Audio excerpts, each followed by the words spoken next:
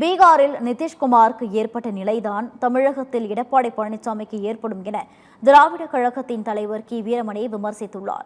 திருவண்ணாமலையில் தொகுதி மறுவரையறை மசோதாவை கண்டித்து பொதுக்கூட்டம் நடைபெற்றது.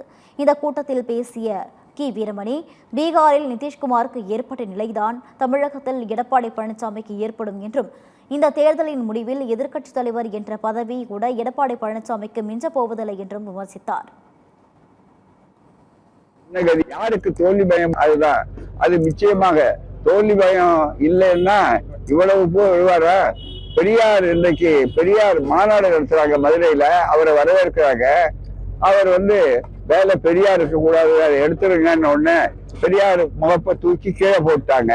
மிக முக்கியமா அது அடிமைத்தனம் இல்லையா? அது முழுக்க முழுக்க. இப்ப அதே அவர் என்ன செய்கிறாருன்னு சொன்னா, நிதிஷ்குமாருக்கு என்ன கதி ஏற்பட்டதோ அதுதான் மிக முக்கியமாக இன்னும் அடுத்த கட்டம் வரப்போகிறது. ஆகவேதான் பயம் அவருக்கு இல்லை, அவருக்கு தான் பயம். ஆனா புலிக்கு மேல் பயந்தவர்லாம் என் மேல விழுங்கன்னு சொன்ன கதை மாதிரி இவர் பயம் பயம்னு சொல்லி கொண்டிருக்கிறார்கள். அந்த பயம் அவருக்கே தவிர திமுகவுக்கு ஒருபோதும் பயம் கிடையாது. மக்கள் ஏற்கனவே முடிவு செய்து விட்டார்கள். ஒரே ஒரு பயம் அவருக்கு, எதிர்கட்சி தலைவர் பதவி கூட இனிமேல் மிஞ்சப் போவதில்லை.